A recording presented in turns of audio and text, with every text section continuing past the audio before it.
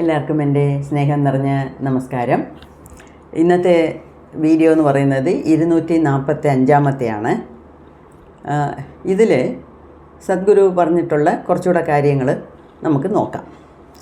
അതായത് സദ്ഗുരു ഈ ഡിസീസിനെ കുറിച്ച്, അതായത് അസുഖങ്ങളെക്കുറിച്ച് ഒക്കെ പറയുമ്പം എപ്പോഴും പറയാറുണ്ട്, നമ്മളുടെ എനർജി ബോഡിയെ നീറ്റായിട്ട് വെച്ചിരുന്നാൽ, നല്ല സ്ഥിതിയിൽ വെച്ചിരുന്നാൽ നമുക്ക് ഒരു അസുഖവും വരത്തില്ല എന്നാണ് പറയുന്നത്. അപ്പോൾ ഈ ബുക്കിലും ഇത് തന്നെയാണ് വീണ്ടും പറഞ്ഞിരിക്കുന്നത്. അതായത് ഇൻഫെക്ഷ്യസ് ഡിസീസ് അല്ലെങ്കിൽ ക്രോണിക് ഡിസീസ്. ഈ ഇൻഫെക്ഷ്യസ് ഡിസീസ് എന്ന് പറഞ്ഞാൽ എന്തുവാ? ഇപ്പം ജലദോഷം, നമ്മുടെ വീട്ടിൽ ആർക്കെങ്കിലും ജലദോഷം ഉണ്ടെങ്കിൽ നമുക്ക് പകരും. അങ്ങനെ കുറേയൊക്കെ പകരുന്ന അസുഖങ്ങളുണ്ട് ഇല്ലേ? അതിന് നമ്മൾ എന്ത് ചെയ്യണം? നമ്മൾ സൂക്ഷിക്കണം.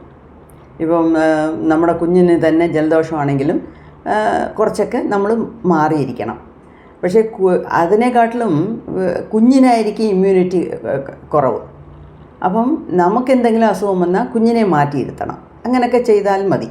അതേസമയത്ത് വേറെ പല അസുഖങ്ങളുണ്ടല്ലോ, ഈ നിരന്തരമായിട്ടുള്ള അസുഖം, അതായത് high B P, low B P, diabetes, ഇങ്ങനെയൊക്കെ ഉള്ളത്. അപ്പം ഇതിനൊക്കെ ആളുകൾ ഇങ്ങനെ കാഷ്വലായിട്ട് മരുന്ന് കഴിച്ചുകൊണ്ടിരിക്കുവാണ്. അത് ഇപ്പോൾ ഫുഡ് കഴിക്കുന്നതിന് മുമ്പേ ഇത്രയും ഒരു 5-6 ഗുളിക എടുത്ത് വായിലിട്ട് വിഴുങ്ങും. കഴിച്ച ഒരു 10 നിമിഷം കഴിഞ്ഞ് വേറെയും കുറേ ഗുളിക എടുത്തിടും. പകുതി ചോറിന് തുല്യമാണ് ഇവർ വിഴുങ്ങുന്ന ഗുളികകളൊക്കെ. അപ്പം അങ്ങനെയൊക്കെ ചെയ്ത് നമ്മൾ കഷ്ടപ്പെടുന്നതിനെക്കാട്ടിലും നമ്മളുടെ എനർജി ബോഡിയെ നീറ്റായിട്ട് വെച്ചേക്കണം. നീറ്റായിട്ടെന്ന് വെച്ചാൽ അതിൽ അഴുക്ക് കാണരുത്, ബ്ലോക്ക് കാണരുത്, നല്ല ചക്രാസ് എല്ലാം ആക്ടിവേറ്റ് ആയിരിക്കണം. അപ്പോഴേ നമുക്ക് ഈ ദേഹരീതിയായിട്ടും മനോരീതിയായിട്ടും രോഗങ്ങൾ നമ്മളെ ബാധിക്കാതെ ഇരിക്കത്തുള്ളൂ എന്നാണ് സദ്ഗുരു എപ്പോഴും പറയുന്നത്. ഈ ബുക്കിലും ഞാൻ അങ്ങനെ വായിച്ചുകൊണ്ട് വന്നപ്പം അതിനകത്ത് വേറെ പല കാര്യങ്ങൾ അതിനെക്കുറിച്ച് പറഞ്ഞിട്ടുണ്ട്. അപ്പം ഞാൻ വിചാരിച്ചു ഇത് നമുക്ക് അത്യാവശ്യം പറയേണ്ടതാണ് എന്ന് വിചാരിച്ചാണ് അതിനെ ഞാൻ നോട്ട് ചെയ്ത് വെച്ചത്. വേറെയും കുറച്ച് ഇൻട്രസ്റ്റിംഗ് ആയിട്ടുള്ള കാര്യങ്ങൾ ഇതിനകത്തുണ്ട്. അതായത് ഒരു കാര്യം, അദ്ദേഹത്തിൻ്റെ അമ്മ കിടപ്പിലായി, റീനൽ ഫെയിലിയർ, കിഡ്നി ഫെയിലിയറാണ്. അപ്പം അന്തിമകാലം അടുത്തു എന്നുള്ളത് എല്ലാവർക്കും മനസ്സിലായി, അവർക്കും മനസ്സിലായി, എല്ലാവർക്കും മനസ്സിലായി. അപ്പം സദ്ഗുരുവിന് സദ്ഗുരു പോയി കണ്ടു അമ്മയെ. അപ്പം ഒരു പ്രോഗ്രാം ഉണ്ടായിരുന്നു. അപ്പോൾ അതിനെ ക്യാൻസൽ ചെയ്യാൻ സദ്ഗുരുവിന് യാതൊരു താല്പര്യമില്ല. അപ്പോൾ അമ്മയെ കണ്ടു, സംസാരിച്ചു. അപ്പം അമ്മയടുത്ത് പറഞ്ഞു, എനിക്കിങ്ങനെ ഒരു പ്രോഗ്രാമുണ്ട്, എനിക്ക് പോകണം. അവരുടെ അമ്മയും സന്തോഷമായിട്ട് നീ പോ ഒന്ന് പറഞ്ഞു വിട്ടു. അല്ലാതെ എൻ്റെ സാധാരണ ആൾക്കാരുടെ കൂട്ടല്ല അവരുടെ അമ്മ. അതിനും എനിക്ക് കാരണം മനസ്സിലാകുന്നുണ്ട്. അവരും കൊച്ചിലേ വലിയ സ്പിരിച്വൽ അല്ലെങ്കിലും ആദ്യം കൊച്ചിലേ ഇനിഷ്യേറ്റ് ആയിട്ടുണ്ട്. ഒരു ഗുരു ഒരു മന്ത്രം പറഞ്ഞു തന്നിട്ടുണ്ട്. ആ മന്ത്രത്തിനെ എപ്പോഴും ജപിച്ചുകൊണ്ടിരിക്കുന്നതുകൊണ്ട് വളരെ ബാലൻസ്ഡ് ആയിട്ടുള്ള ഒരു സ്ത്രീ ആയിരുന്നു എന്നാണ് എനിക്ക് മനസ്സിലാക്കാൻ പറ്റിയത്. അതുകൊണ്ടാണ് ശരി നീ പോയിട്ട് വാ എന്ന് പറഞ്ഞു. പിന്നെ പ്രോഗ്രാം നടന്നുകൊണ്ടിരിക്കുമ്പം ഇദ്ദേഹത്തിന് മനസ്സിലായി അമ്മ മരിച്ചു.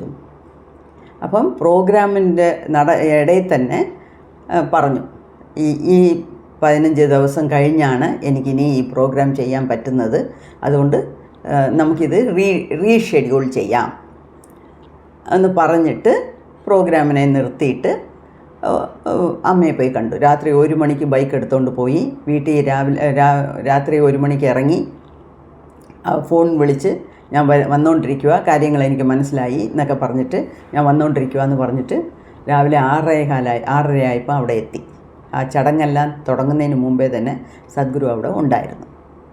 അപ്പം പ്രോഗ്രാം നടത്തുമ്പോഴേ സദ്ഗുരുവിനത് മനസ്സിൽ തോന്നി. അമ്മയുടെ മരണം വേറെ ആരും വിളിച്ചൊന്നും പറഞ്ഞില്ല, സദ്ഗുരുവിന് സ്വയം തോന്നി. അങ്ങനെ പോയി എത്തി. അതൊരു വലിയ ഒരു കാര്യമാണ്. അതേപോലെ വേറൊരു വളരെ ഇൻട്രസ്റ്റിംഗ് ആയിട്ടുള്ള ഒരു കാര്യം, അതായത് US ടെന്നസി എന്നുള്ള ഒരു സ്ഥലത്താണ് അവിടുത്തെ ഈഷ യോഗ സെൻറ്റർ ഉള്ളത്. ജോർജിയ എന്നുള്ള സ്റ്റേറ്റിൽ അതിൻ്റെ അടുത്തൊക്കെയാണ് ഈ Tennessee, South Carolina, North Carolina എന്നൊക്കെ പല സ്ഥലങ്ങളുണ്ട്. ഈ സ്ഥലങ്ങളിലൊക്കെയാണ് സദ്ഗുരു എപ്പോഴും പോയി ക്ലാസ്സുകളൊക്കെ എടുക്കുന്നത്. അപ്പം ഒരു ദിവസം ഈ കാട്ടിൽ കൂടെ ഒറ്റയ്ക്ക് നടന്നു പോയിക്കൊണ്ടിരുന്നു. നടന്നുകൊണ്ട് പോയപ്പം ഒരാളവിടെ അങ്ങനെ നിൽക്കുന്നു. ഒരാളെന്ന് വെച്ചാൽ മനുഷ്യൻ്റെ രൂപമല്ല, പക്ഷെ അവിടെ ഒരു എനർജി, ശക്തി അവിടെ കിടപ്പുണ്ട്, നിൽക്കുന്നു. അടുത്തു പോയി നോക്കിയപ്പോഴത്തേക്ക് വലിയ ഒരു മനപ്രയാസത്തിൽ, ഒരു നാണക്കേടിൽ മരിച്ച ഒരു ആളിൻ്റെ എനർജി ബോഡിയാണ് അവിടെ നിൽക്കുന്നത്. അത് കണ്ടപ്പം സദ്ഗുരുവിന് ഭയങ്കര ക്യൂരിയാസിറ്റി ആയിരുന്നു, ഇതെന്തുവാ എന്ന് കണ്ടുപിടിക്കണമല്ലോ എന്ന്. അപ്പോൾ ആ എനർജി ബോഡിയുടെ കൂടെ വർക്ക് ചെയ്യാൻ തുടങ്ങി. ചെയ്തപ്പം അത് ഒരാണിൻ്റെ എനർജി ബോഡിയാണ്. 300 വർഷം കൊണ്ട് ആ എനർജി ബോഡി അവിടെ തന്നെ നിൽപ്പുണ്ട്, ആ കാട്ടിൻ്റെ ഇടയിൽ. പിന്നെ അതിൻ്റെ ഹിസ്റ്ററിയും കാര്യങ്ങളുമൊക്കെ എടുത്തു എന്ന് വെച്ചാൽ സദ്ഗുരുവിന് അത് എടുക്കാൻ ഗൂഗിളും ഇൻ്റർനെറ്റും ഒന്നും ആവശ്യമില്ല. അദ്ദേഹത്തിന് അത് പല രീതിയിൽ ആക്സസ് ചെയ്യാൻ പറ്റുന്ന ഒരു വ്യക്തിയാണല്ലോ സദ്ഗുരു. എൻലൈറ്റൻഡ് ആയ ഒരു മഹാന് ഇതൊന്നും നമ്മൾ വേറെ ആരും പറഞ്ഞു കൊടുക്കേണ്ട ആവശ്യമില്ല, വേറെ ഒരു മാർഗവും ആവശ്യമില്ല. അപ്പോൾ സദ്ഗുരു സ്വയം അതിനെ വർക്കൗട്ട് ചെയ്ത് കാര്യങ്ങളെല്ലാം മനസ്സിലാക്കി. അതായത് ഇത് ഈ നോർത്ത് അമേരിക്കയിൽ, അതായത് അമേരിക്കയിലെ ഈ ട്രൈബ് എന്ന് വെച്ചാൽ പണ്ടേ കാലത്തെ ആദിവാസികൾ, അമേരിക്കയിലെ ഉള്ള ആദിവാസികളിൽ ഒരു കമ്മ്യൂണിറ്റി, ഒരു ഗ്രൂപ്പ്. അതിൽ 2 പേരുണ്ടായിരുന്നു, ഒരു ചേട്ടനും അനിയനും. ചേട്ടൻ ആ കമ്മ്യൂണിറ്റിയുടെ നേതാവായിരുന്നു. ഈ തൻ്റെ ചേട്ടനെ എപ്പോഴും വാച്ച് ചെയ്യാനും സഹായിക്കാനും ഈ ഒരു വാച്ച്മാൻ്റെ കൂട്ട്, ഒരു ഗാർഡിൻ്റെ കൂട്ട് ഈ അനിയൻ എപ്പോഴും ചേട്ടൻ്റെ കൂടെ നടക്കും. അപ്പോൾ ഈ കമ്മ്യൂണിറ്റി ലീഡർ എന്നൊക്കെ പറയുമ്പം എപ്പോഴും അടിയും പിടിയും ഒക്കെ കാണുമല്ലോ. അപ്പം ഡിഫറൻസ് ഓഫ് ഒപ്പീനിയനൊക്കെ വരുമല്ലോ.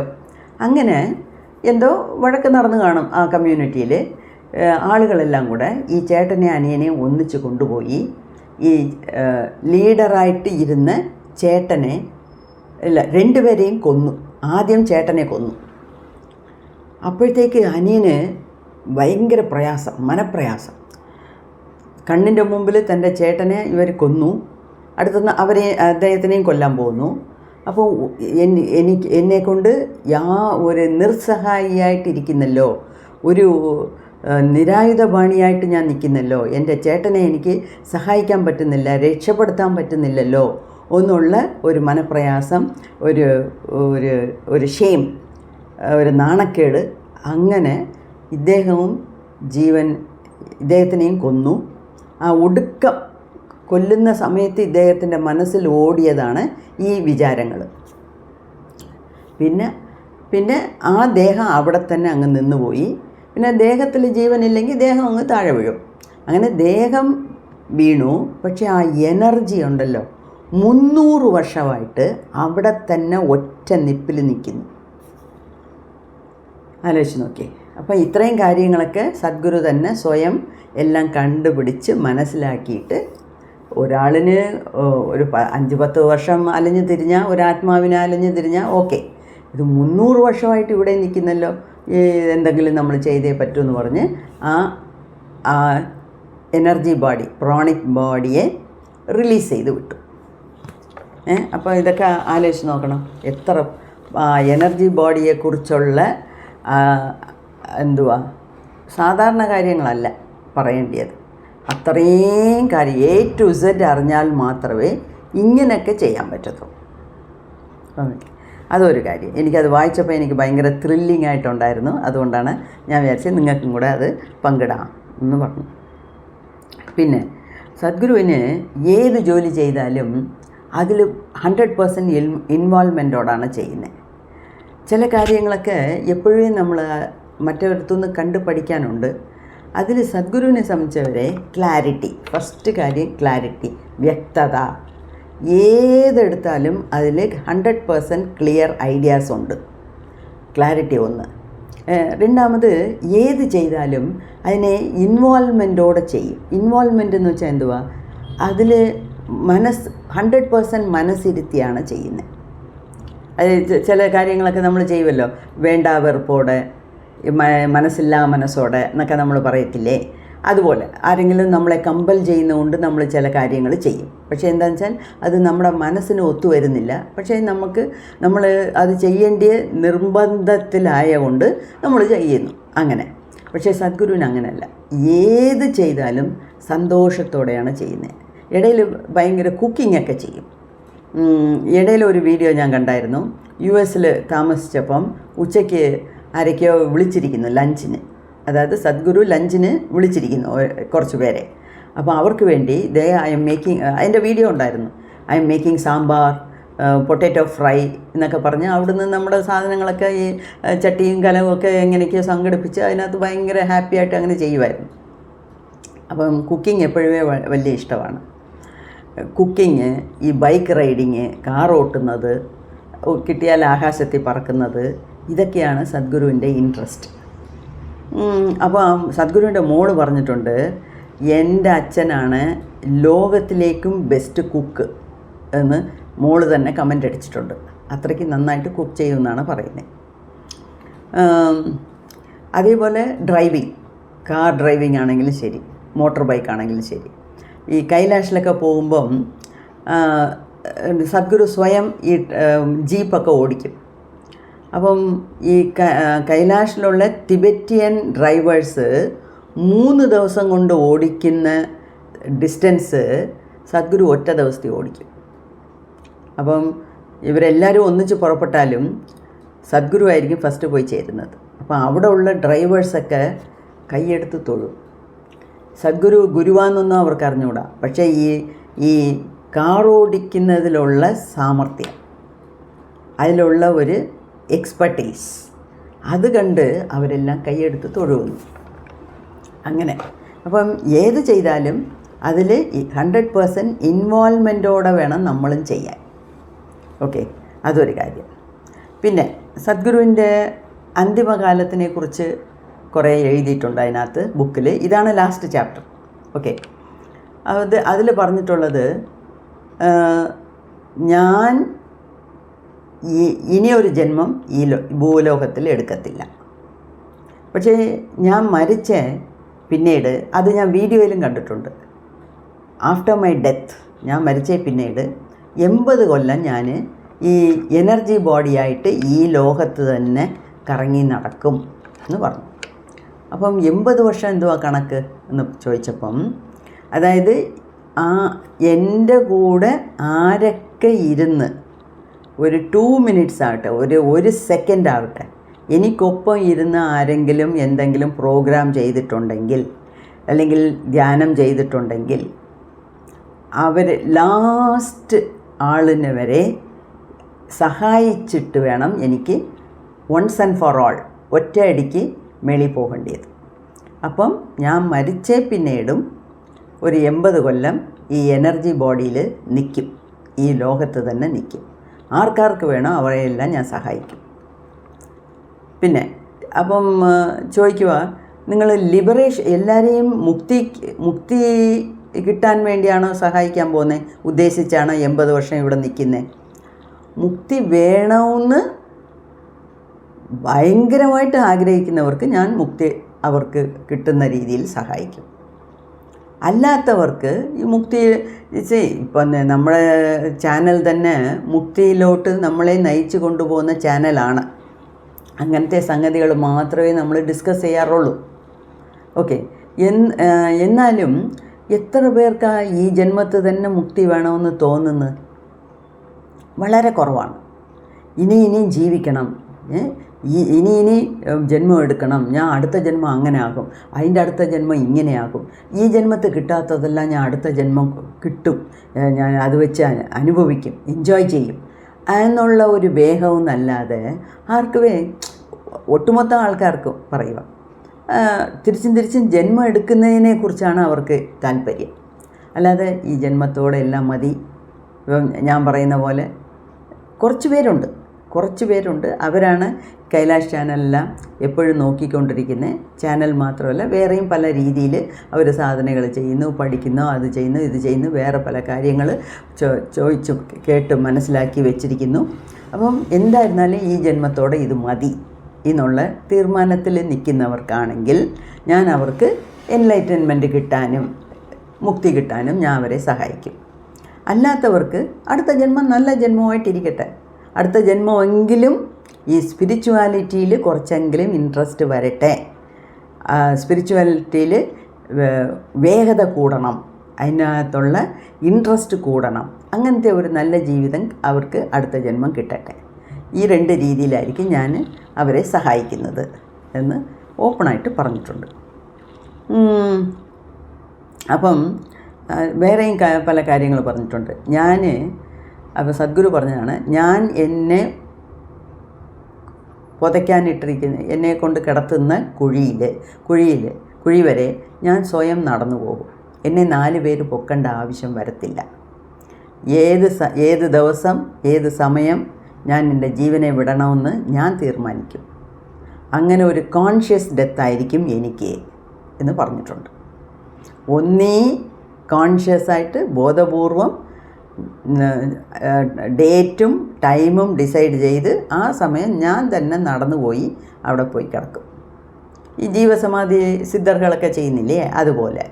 അല്ലെങ്കിൽ സദ്ഗുരു വേറെയും ഒരു ചെറിയ കാര്യം പറഞ്ഞിട്ടുണ്ട്. അല്ലെങ്കിൽ എൻ്റെ മരണമെന്ന് പറയുന്നത് കാർ ഡ്രൈവിംഗ് ചെയ്ത് ഞാൻ എവിടെയെങ്കിലും കൊണ്ടുപോയി ഇടിക്കും. എന്നുവെച്ചാൽ കാർ ഡ്രൈവിംഗ് ഭയങ്കര ഇഷ്ടമാണ്, പക്ഷേ റാഷ് ഡ്രൈവിങ്ങുമാണ്. അപ്പം ഭയങ്കര സ്പീഡിൽ ഞാൻ പോയി എവിടെയെങ്കിലും കൊണ്ട് ഇടിച്ചായിരിക്കും എൻ്റെ മരണം.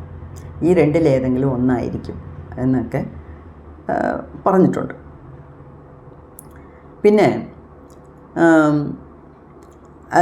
വേറൊരു കാര്യം, ഈ ഹിമാലയസിലെ തപോവൻ എന്ന് പറഞ്ഞ ഒരു ആശ്രമമുണ്ട്. വലിയ ഒരു യോഗിയായിരുന്നു ആ ആശ്രമത്തിൽ ഇരുന്നത്.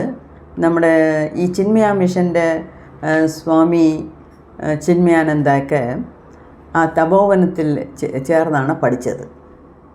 അപ്പോൾ ആ തപോവനം എന്ന് പറഞ്ഞ ആശ്രമത്തിലെ ബംഗാളി മാ എന്ന ഒരു യോഗിനി ഉണ്ടായിരുന്നു. അപ്പം ഈ സദ്ഗുരുവിൻ്റെ ആളുകളൊക്കെ അവിടെയൊക്കെ പോകുമല്ലോ.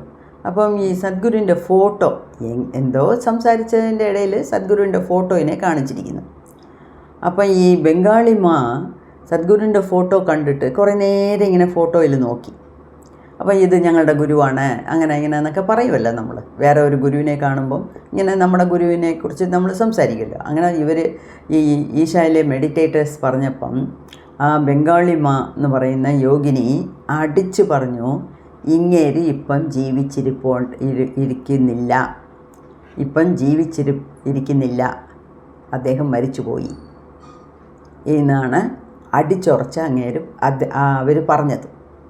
അപ്പം ഇവരൊക്കെ തിരിച്ച് കോയമ്പത്തൂരിൽ വന്ന് സദ്ഗുരുവിനെ കണ്ടപ്പം സദ്ഗുരുവിൻ്റെ അടുത്ത് ചോദിച്ചു, അവരെങ്ങനെ ഇങ്ങനെ അടിച്ച് പറയാനൊക്കും, ദിസ് മാൻ ഈസ് ഡെഡ് എന്ന് എങ്ങനെ പറയാനൊക്കും? ഞങ്ങളൊക്കെ നിങ്ങളെ ഗുരുവിനെ ജീവനോടെ കാണുന്നു, പക്ഷെ അവരെന്തുകൊണ്ട് അങ്ങനെ പറഞ്ഞു? അവർക്ക് തെറ്റാനുള്ള സാധ്യതയാണോ? എന്തുവാ അതിൻ്റെ സീക്രട്ട് എന്തുവാ എന്ന് പറഞ്ഞപ്പം സദ്ഗുരു ചിരിച്ചിട്ട് പറഞ്ഞു, അവർ പറഞ്ഞത് ശരിയാണ്. ശരിക്കും പറഞ്ഞാൽ നിങ്ങൾക്കെല്ലാം ഞാൻ ജീവനോടെ ഇരിക്കുന്ന പോലെ തോന്നിയാലും ആസ് പെർ ദ റെക്കോർഡ്സ്, അതായത് ശരിക്കും പറഞ്ഞാൽ ഞാൻ ഇരിക്കുന്നില്ല. ഞാനിപ്പം ജീവിച്ചല്ല ഇരിക്കുന്നേ. അവർ പറഞ്ഞത് ശരിയാണ്. ഞാൻ നിങ്ങളെയൊക്കെ ഇങ്ങനെ കളിപ്പിച്ചുകൊണ്ട് നടക്കുവാണ്. അതേസമയത്ത് എനിക്ക് അവരെ കളിപ്പിക്കാൻ പറ്റുന്നില്ല.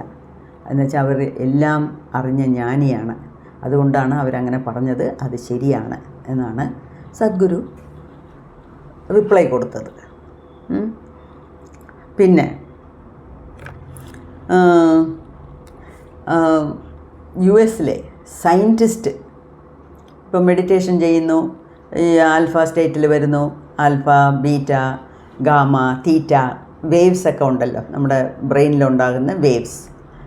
അപ്പോൾ ഈ ഗാമ വേവ്സിനെ മെഷർ ചെയ്ത് നോക്കിയിട്ട്, അളന്ന് നോക്കിയിട്ട് US സയൻറ്റിസ്റ്റാണ് സദ്ഗുരുവിനെ നോക്കി പറഞ്ഞേ, നിങ്ങൾ ജീവിച്ചിട്ടേ ഇല്ല, നിങ്ങളുടെ ബ്രെയിൻ കണ്ടാൽ നിങ്ങൾ എപ്പോഴോ മരിച്ചു എന്നാണ് കാണിക്കുന്നത് എന്ന് അവരും പറഞ്ഞു. അപ്പം ഇതൊക്കെ ഒരു ഗുരുവിനെ പറ്റത്തുള്ളൂ. അപ്പം വേറെയും ആൾക്കാർ, ഇത് ബുക്ക് എഴുതിയ ആ സ്ത്രീ ഉണ്ടല്ലോ, അരുന്ധതി സുബ്രഹ്മണ്യം, അവർ ചോദിച്ചു, അടുത്തത് നിങ്ങൾ എപ്പം ഗുരുവേ, എപ്പം നിങ്ങൾ ഈ ലോകത്ത് തിരിച്ചു വരും?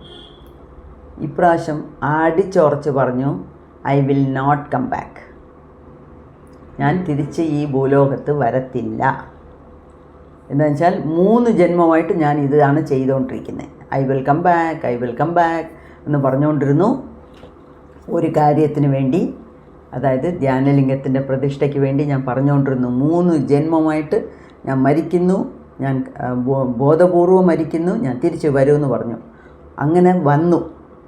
ഇപ്പോൾ എൻ്റെ വിഷൻ മിഷൻ എല്ലാം കഴിഞ്ഞു. അതായത് എന്തോ ഉദ്ദേശത്തോടാണ് ഈ ജന്മം എടുത്തോ ആ ഉദ്ദേശം ഞാൻ നടപ്പിലാക്കി. അതുകൊണ്ട് എൻ്റെ എനർജി ബോഡി കുറേ കൂടെ നാൾ ഇവിടെ കിടന്ന് കറങ്ങുമെന്നല്ലാതെ ഇനി ഒരു വരവ്, ഒരു മനുഷ്യജന്മം ഇനി ഞാൻ എടുക്കില്ല എന്ന് വരെ പറഞ്ഞിട്ടുണ്ട്.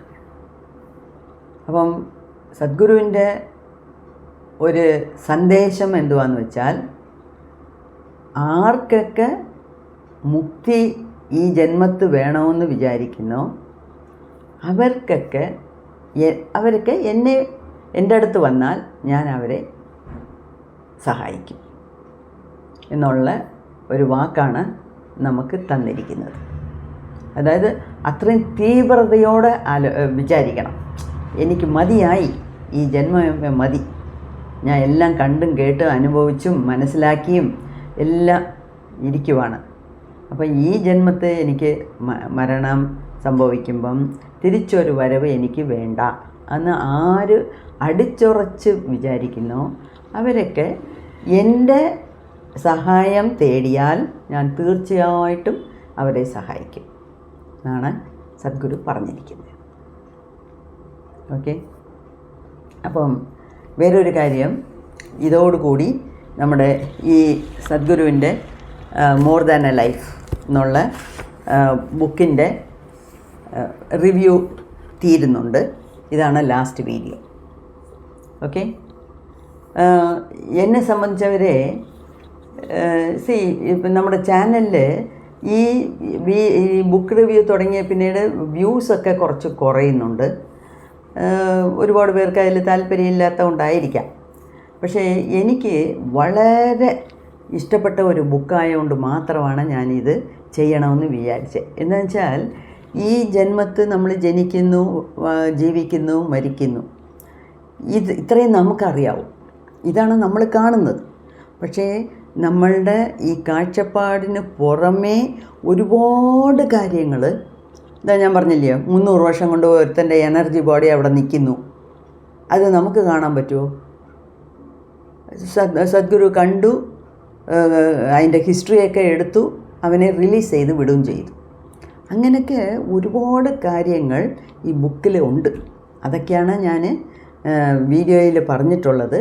അപ്പം എനിക്ക് ഈ ബുക്ക് വായിച്ചപ്പോഴത്തേക്ക് എന്തൊക്കെയോ ഒരുപാട് കാര്യങ്ങൾ മനസ്സിലാക്കി എന്നുള്ള ഒരു തൃപ്തി ഉണ്ടായിരുന്നു. അതുകൊണ്ട് തന്നെയാണ് ഈ ബുക്ക് നിങ്ങളുടെ കൂടെ ഷെയർ ചെയ്യണമെന്ന് വിചാരിച്ചേ. വ്യൂസിനെ കുറിച്ചൊന്നും ഞാൻ വലിയ ബോധേഡ് അല്ല. വ്യൂസും മോണിറ്റൈസേഷനും ഒന്നും എനിക്ക് വലിയ ബോധറേഷനല്ല.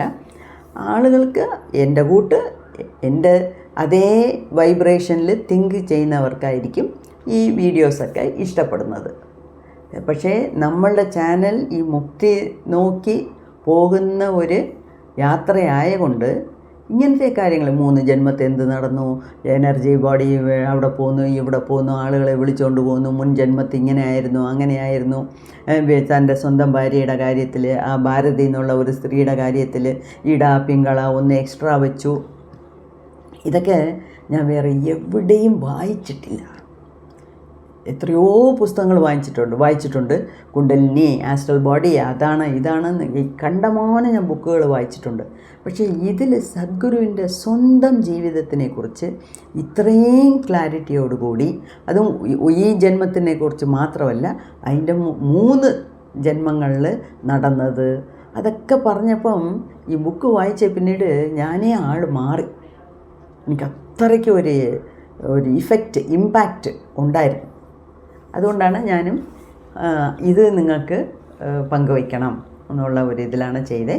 എന്തായിരുന്നാലും നല്ല രീതിയിൽ ബുക്ക് റിവ്യൂ തീർന്നു. അതായത് 35 വീഡിയോസ് ഇട്ടിട്ടുണ്ട്. ഇതും കൂടെ ഞാൻ പ്ലേലിസ്റ്റിൽ ചേർക്കാം. ഇൻട്രസ്റ്റ് ഉള്ളവർ, താല്പര്യമുള്ളവർ ഇട്ട് നോക്കുക.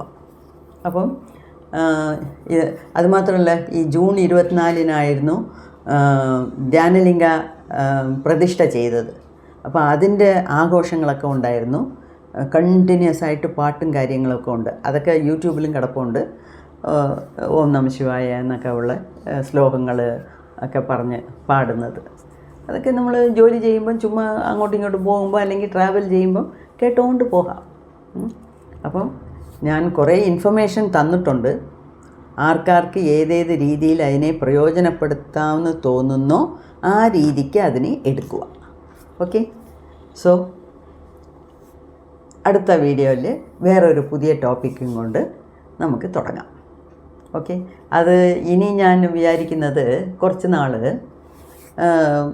ചക്ര ഹീലിങ്ങിനെ കുറിച്ച് ഞാൻ പറയും. എന്ന് വെച്ചാൽ ചക്ര ഹീലിങ്ങിൻ്റെ ക്ലാസ് അടുത്ത മാസം എടുക്കാൻ പോകുന്നു. അത് മാക്സിമം ആൾക്കാർക്ക് അത് ഫലപ്രദമാകണം എന്നുള്ള ഒറ്റ ചിന്തയാണ്. ഞാനതിന് ഫീസൊക്കെ വാങ്ങിക്കും. ഫീസൊക്കെ വാങ്ങിക്കുന്നതിന് പല കാരണങ്ങളുണ്ട്, അതൊക്കെ വേറെ. പക്ഷേ ഞാൻ പറയാൻ വരുന്നത് എത്ര പേർക്ക് എത്തിക്കാൻ പറ്റുമോ അത്രയും പേർക്ക് എത്തിക്കണമെന്നുള്ളതാണ്. അപ്പം ഞാൻ വിചാരിച്ചു ഈ ചക്ര ഹീലിംഗ് ക്ലാസ് തുടങ്ങുന്നവരെ, അതായത് ജൂലൈ 1st സാറ്റർഡേ ക്ലാസ് തുടങ്ങും. അപ്പോൾ ആ വെള്ളിയാഴ്ച വരെ കുറച്ചും കൂടെ വിസ്തരിച്ച് ചക്ര ഹീലിങ്ങിനെ കുറിച്ച് പറയാം. ആൾക്കാർക്ക് മനസ്സിലാകുന്നവരെ ആവട്ടെ. ഈ താല്പര്യമുള്ളവർ ക്ലാസ് അറ്റൻഡ് ചെയ്യട്ടെ. അതിലുള്ള മെത്തേഡ്സ് എല്ലാം കേട്ട് പഠിച്ച് മനസ്സിലാക്കിയാൽ അവരുടെ ജീവിതത്തിനെ തന്നെ മാറ്റിമറിക്കാനുള്ള പല കാര്യങ്ങൾ വരും. First health, physical health, mental health, ഇതാണ് ഞാൻ പറയാൻ പോകുന്നത്. ബാക്കിയൊക്കെ അതിന് പിന്നെ. ചുവരിരുന്നാലേ ചിത്രം വരയ്ക്കാനൊക്കത്തുള്ളൂ എന്ന് പറയുന്നത് സത്യം തന്നെയല്ലോ. ആ ചുവരെന്ന് പറയുന്നത് നമ്മളുടെ ദേഹമാണ്, നമ്മുടെ ഹെൽത്താണ്. ഹെൽത്തില്ലെങ്കിൽ ഒന്നുമില്ല. അതുകൊണ്ട് ആ health, physical health, mental health, ഇത് രണ്ടും വേണം. അതിനെക്കുറിച്ചായിരിക്കും ഞാൻ ക്ലാസ്സുകൾ എടുക്കാൻ പോകുന്നത്. സോ എല്ലാവരും അത് അറ്റൻഡ് ചെയ്യണമെന്നാണ് എൻ്റെ ആഗ്രഹം. ആദ്യം ഈ വരുന്ന ഞായറാഴ്ച ഉള്ള വെബിനാറിന് വേണ്ടി 99 രൂപ പണം അടയ്ക്കുക. നിങ്ങളുടെ ഡീറ്റെയിൽസ് തരിക. ഞാൻ ഞായറാഴ്ച ക്ലാസ് ആകുമ്പം മിക്കവാറും അത് ഏത് സമയത്താണ് ഞാൻ വിചാരിക്കുന്നത്, മലയാളത്തിലുള്ള ഇൻട്രോ വെബിനാർ രാവിലെ 10 മണിക്കായിരിക്കും, 10 തൊട്ട് 11 വരെ. അതിന് പിന്നെ ജൂലൈയിൽ 1st Saturday, 1st Sunday, 2nd Saturday, 2nd Sunday, 4 ദിവസം വൈകുന്നേരം രാവിലെ 10 തൊട്ടായിരിക്കും ക്ലാസ്സുകൾ. അത് 3 മണിക്കൂറിനാണ് ഞാൻ പ്ലാൻ ചെയ്തിരിക്കുന്നത്. അപ്പോൾ അതിൻ്റെ ഡീറ്റെയിൽസ് എല്ലാം നിങ്ങൾക്ക് അറിയണമെങ്കിൽ നിങ്ങൾക്ക് ആ ഇൻട്രോ വെബിനാർ വരുന്ന ഞായറാഴ്ച രാവിലെ 10 മണിക്ക് നടത്തുന്ന ഇൻട്രോ വെബിനാർ നിങ്ങൾ തീർച്ചയായിട്ടും അറ്റൻഡ് ചെയ്യണം. അപ്പോഴേ അതിനെക്കുറിച്ചുള്ള നല്ല ഒരു ഗ്രാഹ്യം കിട്ടത്തുള്ളൂ. ഓക്കെ, സോ 29-ാം തീയതി നമുക്ക് കാണാം. ഞാനും വളരെ ആകാംക്ഷയോട് കാത്തിരിക്കുവാണ് നിങ്ങളെല്ലാം സൂം മീറ്റിങ്ങിലെങ്കിലും കാണാൻ പറ്റുമല്ലോ എന്ന്. ഓക്കെ, കാണാം.